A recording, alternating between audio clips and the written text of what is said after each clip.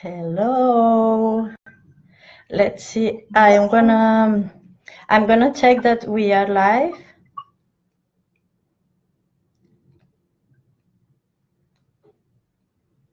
Yes. Okay. And let me check if we. Okay. Yes. Perfect.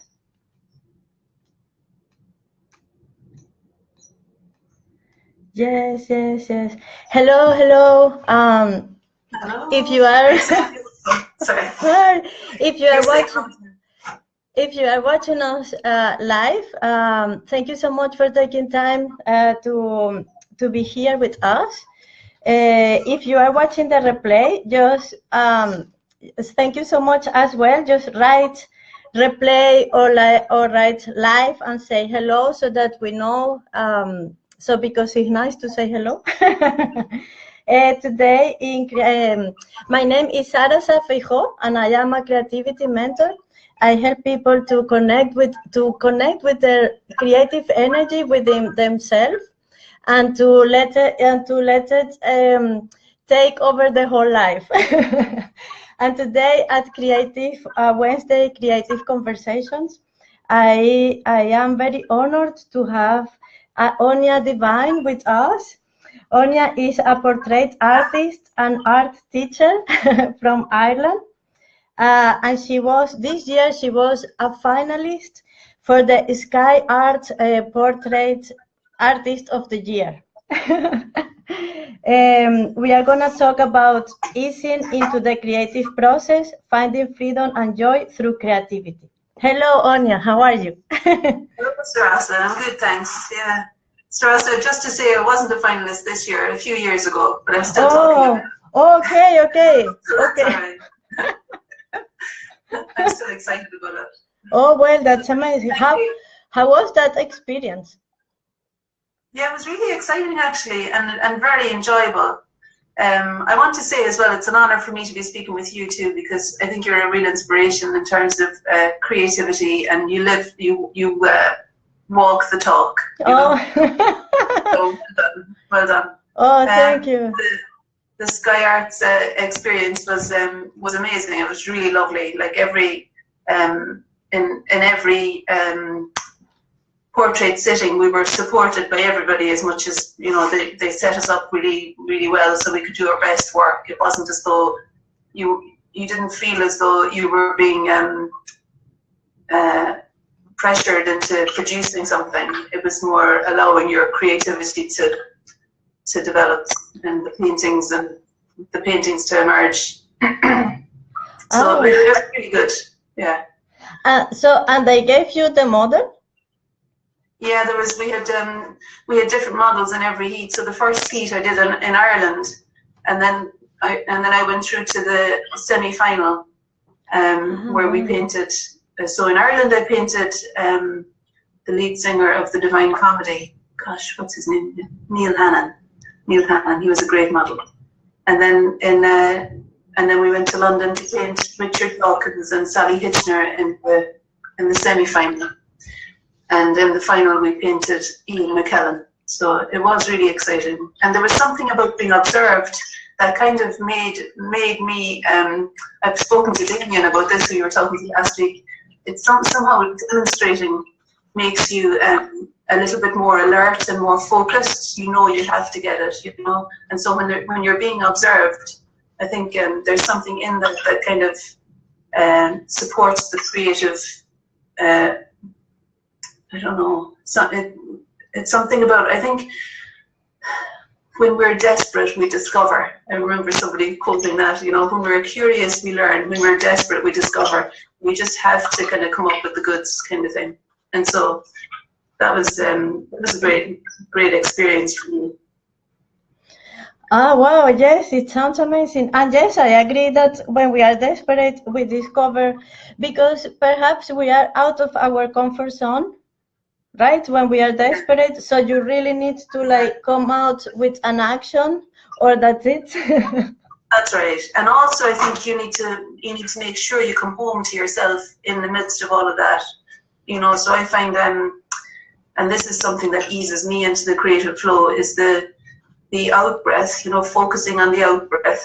I was desperately doing anything, like I was taking meditations from my sister to listen to, anything that made me feel grounded, and I would shake it off, you know, to kind of just feel physically present. I think being physical, being feeling that you're fully in your body is a really good start if you're in a kind of a situation that's unexpected, or really in any time we go to be creative, especially. I think it's very useful to come back to your body and steady yourself and be grounded, and it's only when we're desperate that we know that that's all we have to cling to, maybe. And so that's why we really do it with fervor, you know, when we're desperate. I find it's become a kind of a routine now for me that when I'm setting up my easel and table and things to go to paint somebody, I find I can kind of hear myself breathing out, and then I think, oh yeah, this is what I do before I start, you know, that kind of the out breath. I think I first did it when I was in labour with my eldest daughter, focusing on the out breath. The midwife said that the in breath can take care of itself. So I think it's similar to giving birth, you know, producing your paintings. Oh, wow, yes. Oh, that's very beautiful what you said, that it's like giving birth to your paintings. Well, I first heard it when I was giving birth to my daughter, that the out breath was really important. And so it kind of, yeah, anyway. Yes, but also I think that when we, I believe that when we create something, we are giving birth somehow. Absolutely, yeah.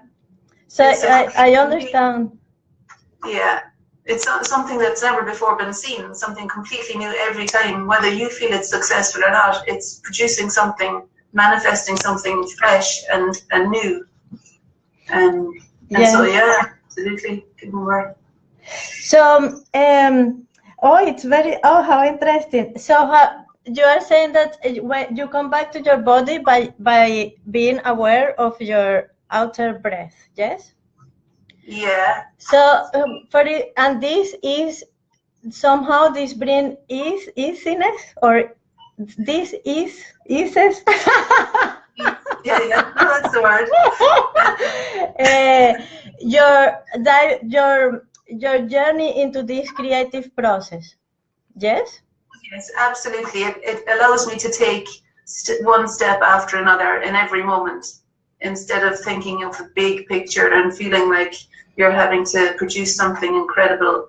You just come back to now, really. And it allows me then to be more easy about every mark, you know, because it's not the end of the world, you know. This is very important, isn't it? That it's not the end of the world, it's just a mark or a step or something, and then you can always do something you can always build on it. Absolutely, yeah, always. And there's a rhythm that develops that becomes quite pleasing as well, you know, as you begin working with the paint or whatever medium you use, as you actually take action into the creative process, then it develops a kind of momentum of its own eventually, you know. I remember Damien quoting Sickert, who said, if you put free loose coat over free loose coat, eventually the deaf canvas listens and the painting paints itself. So just keep the faith, really, and it eventually develops a momentum that, it just keeps going. It's like how I see it also, it's like suddenly, and I don't know if this will sound too crazy, no, but it feels like the painting, it's talking back to you. Yeah, it tells you what you need to do next. Yes. There is a response. And I think you can adjust things as you go as well. You never feel that any mark is critical, because it's always emerging, and it's kind of, it's possible to lose and find it all the way through. And I guess that's the same with any creative pursuit, that there needs to be the element of the unknown, and that each step you can build on it with what happens next, you know. As long as you keep the faith, I think it's about really holding your courage, you know, and just committing to the mark. Keep forward momentum somehow. And no matter what it ends up like, at least it'll be what you wanted to say, you know, it'll be fresh and new. No matter what the end result, it'll have a life to it and honesty about it if you're just responding in every step. Yes. Also, but then, you know, because, so for instance, there are people here that I know there are many people that watch this live that they are perhaps, they lack of confidence. They are lack of confidence on diving into this creative process, whether it's a painting or perhaps music or, you know, performance. Yeah. In your case, as a painter, what is the step before? You know, the step before this momentum, the step before holding the courage. What makes you go, okay, I'm gonna do this painting? Because perhaps now it's more easy for you, but can you take us back, you know, when you maybe, yes, this, or even now maybe? You understand my question? I think I do. I'm just panicking because I don't have a clear answer here. I think I know what you mean. I think permission to play is one of the big things. And just, if I allow myself for it not to mind about what happens, you know, if I really just, I think permission and space and freedom to just play and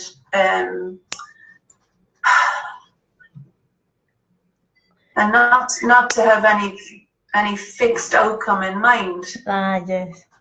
You know, and I think putting music on and dancing around the room, or you know, stuff like that, anything that breaks you out of yourself. When I did the Sky Arts program, I had to do a portrait of I had to do a commission for the Royal Shakespeare Company over 2 weeks, and I had a camera in the studio that was taking pictures all the time, and so I would turn it on every time I did anything to the painting. And halfway through, I became really rigid and worried, and it was all very kind of, I just felt I was being very safe with it, you know, and worried, and that was transmitting to the portrait I was doing. And then, I don't know how it happened, but the children came up to the studio, and we all went a bit crazy for a half an hour, just dancing and singing, and they were kind of splashing the paint around, and I can't remember exactly what happened, but certainly it shifted something in a big way. The energy changed altogether around the whole thing, and I just started sweeping the paint onto it, you know, and really kind of, I don't care, you know, I don't know what's the worst that can happen here. I think there needs to be a kind of a willingness to risk losing it all, you know, really. And that's the thing, that's the key, and it's quite tricky, isn't it? Because the more professional you become, the more you feel that you need to be making it brilliant every time, you know, the more that you kind of set yourself up. And actually, it's more critical then to let yourself just play and have a laugh with it, or have no desired outcome. That's the main thing for me. If I can just let myself see how it develops, see how things meander along at their own pace. It's about me getting out of the way a lot of the time. The mind, isn't it? To let the mind rest and to let your soul speak. Yeah, because we know, like, it's all in there. There's nothing that needs to be generated or made happen, really. You know, it's just about switching off upstairs, I think. And I find any kind of meditation is helpful. I do try and do a bit of that, or yoga every morning. That's my, you know, I give myself permission to do it every morning. It doesn't happen every morning, but even just 5 minutes of breathing and kind of coming home to myself early on in the day, I find reaps rewards. And maybe again in the evening, everything feels easier, and it's not an insurmountable thing. Nothing is, you know. Yes, yes, I totally get you. Yes. So it's kind of like when you give permission to play, then you are on the space where this is very beautiful what you said with this willingness to risk losing it all. So in that moment, because you have nothing to lose, diving into a creative process, it's very easy. Isn't it? And also it's what we were talking about. It's about this. You find freedom and joy because there are no expectations. You are not attached to a result. Yeah, exactly. Paul Klee said, make chance essential. And I love that quote, make chance essential. So that in your work, the element of surprise is always available to you.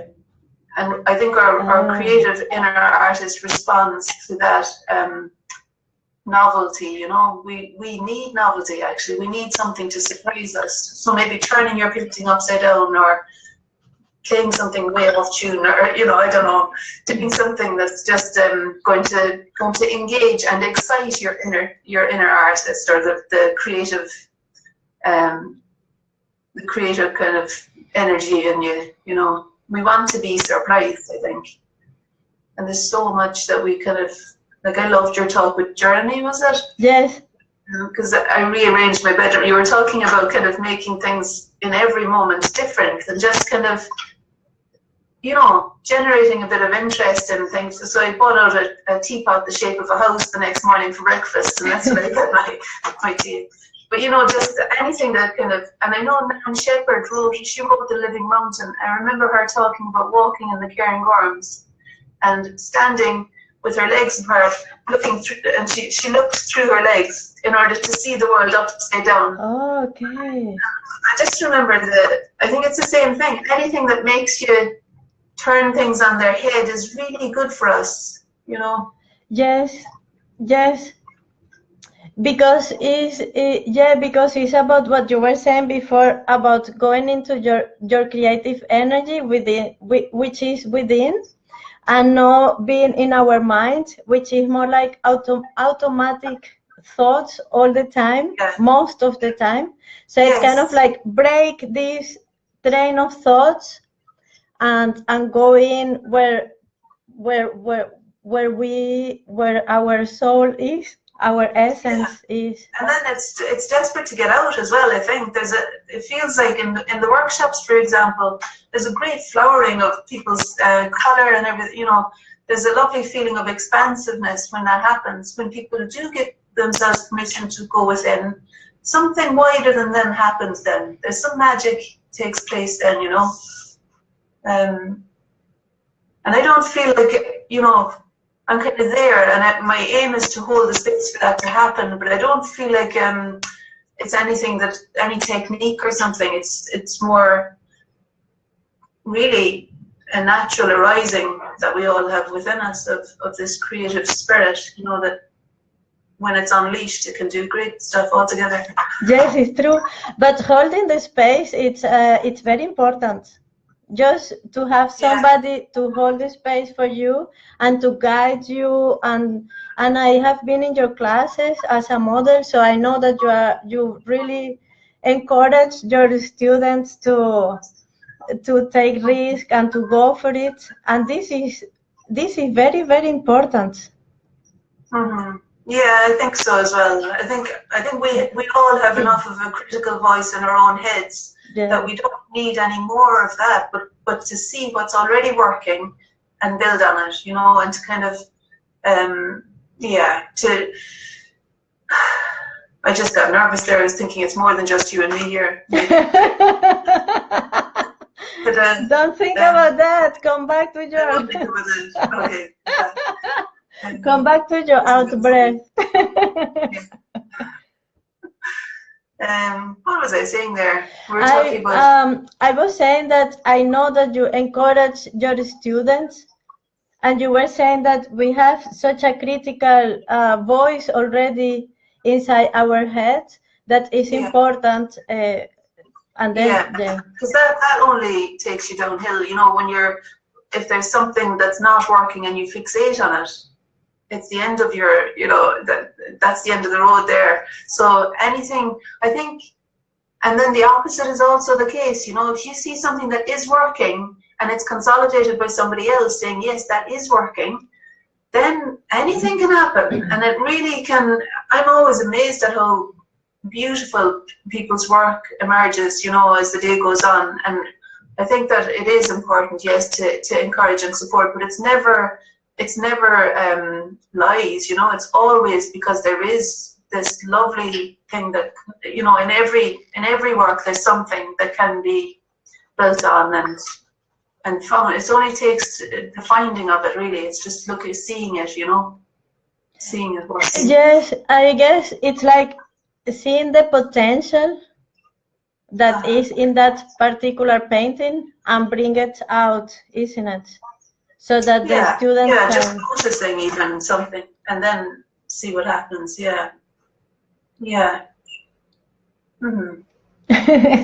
So what, let's see what it's just, I feel like we have covered so much, and it's, well, for me it's so clear that I am not sure what to ask you. Oh gosh, I'm glad to hear that. I don't feel at all clear. Sometimes I think we're more at home with our craft, you know, and if I was here with a painting or something, you know, actually working on something, I would feel like it would be easy to kind of discuss it as it emerges or something, you know, or talking with people about their work. But I think it relates to everything. Yes. Yes, I think so. I think too, yes. I have a question actually, because I know that lately you are more exploring like collage, and more, you are putting more paper that you paint. I am not sure if in all of your paintings, but I know that some of them you have been working more with collage. When is this, because did you find this by playing, by letting yourself go, by giving yourself permission, or was something that you always wanted to try out? I'm really glad you brought that up, because that's a collage and mixed media is a really good way in that isn't using a brush and being careful. You know, it's something that has already got a feeling of play about it. And I first started using collage in my work. I think the first time I started using it was in any considered way was at Damien's courses. You know, at the very beginning, working with collage in the landscape and with the figure. But we were it was torn paper collage. But nowadays, what I enjoy doing is sometimes a way in is to paint, like the flower paintings, for example. Last year I used to make the paint bits of paper the color of the petals, for example, and tear them and stick them on, and it just felt like getting stuck in, you know. Really, there was no middleman. You were completely lobbing on the paper and layering up, and you know, it was really exciting working that way. And that is a good way to ease yourself into the process too. You could do 2, 3, or 4 collages at one time, and you know, there's mess everywhere. It gets all over the place. But I love it as well in the workshops, because it's a lovely way for people to quickly establish something like a vase or the whole area of green and the flowers, and they can choose their own. There's loads and loads of patterned paper that I've got in boxes and magazines, and yeah, it's really exciting to see what people do with that. Also, it's very easy. I think so. It's much more easy to paint when you have so many things going on to start painting than when you have a big blank, you know, square. Yeah, that's more scary. Yeah. So we also use really big brushes in order to quickly establish the big general things. Okay. And all the way through the creative process, I think it's about, somebody said, spiraling in and spiraling out. So you're never really just going from big down to like a camera focusing in. It's more, I think, that you're always expanding and contracting. And I think that's why it's really useful to stand back a lot and get the bigger picture. you know, and then come back in and do something that's often when we take a step back and build in pauses in our work, I think we see something completely new that needs to be addressed, you know, and stop working the little things. Yes.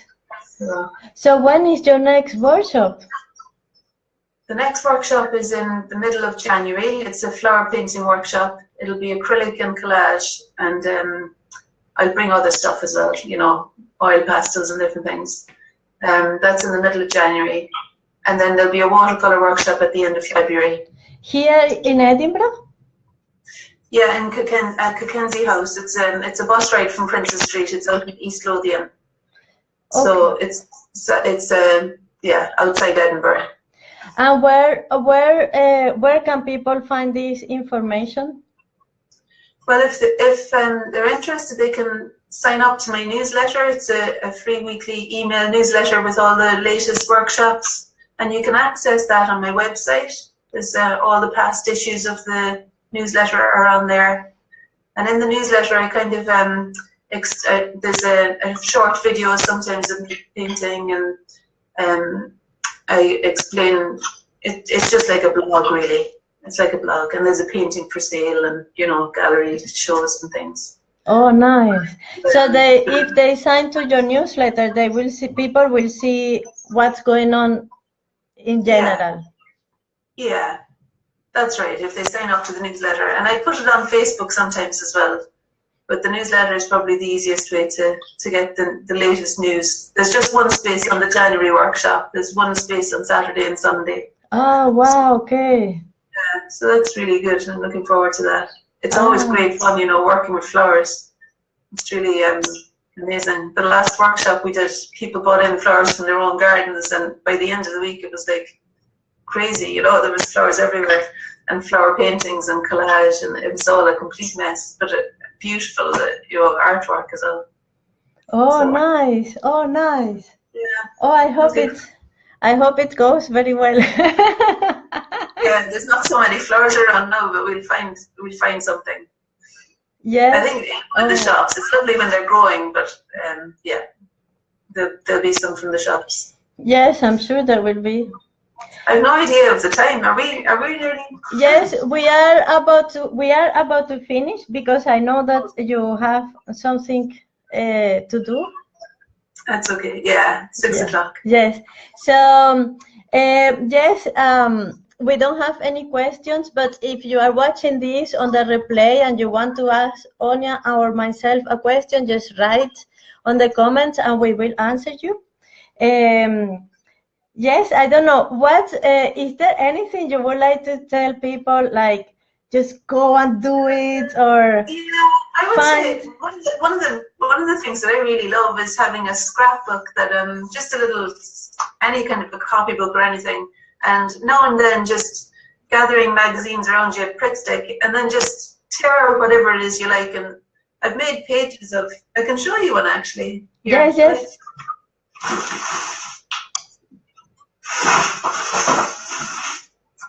Sorry.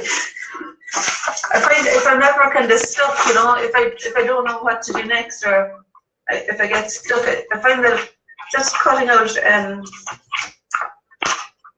paintings and pictures and photos and things is inspiring. Oh, can you put it a little bit up? Sorry. Yes. I'm kind of worried that I've written some personal things in here, but I don't think I have. These are just, you know, things that I like, I guess. Oh, nice. It's just, and there's a picture of me demonstrating when I was quite happy, and then there's a bigger one. I bet you I'd be sorry that I did this. Oh, wow, okay. It's good because it's kind of like an inspirational visual diary. Yeah, I don't know. It just gets me unstuck. If I don't know what to do next or something, or I just feel sick of things, then it just helps to get loads and loads of resources and tear up things and stick them in. Oh, nice. And bits and pieces and stuff. And it keeps me, when I open it up and look at it again, I kind of think, oh yeah, I remember feeling, you know, lively and creative and things when I was doing it. So maybe consider doing that in the new year. Sorry, that wasn't a really great thing, but anyway. I think, yeah. No, it's good. Thank you for sharing. Yes, thank you. Well, I think we are about to finish. Okay. Wait, yes. We are about to finish because I know that you have something to do very soon. Thank you, Anya, for being here and for talking to all of us about your wisdom, your creative wisdom. It's very inspiring. Gosh, I think I might cringe when I watch it back, but anyway, all the very best to everybody. Thanks for watching. Yeah. Yes. Thank you so much for watching. And again, if you have any questions, just write. If you just want to give us a comment, just write them and we will answer you. My name is Aine Divine, and I was chatting with Aine Divine. She said you can I forgot the word. Going to her website and subscribe to her newsletter so that you get a lot of information. Thank you so much, and see you next week. Bye, Anya. Bye. Thank you.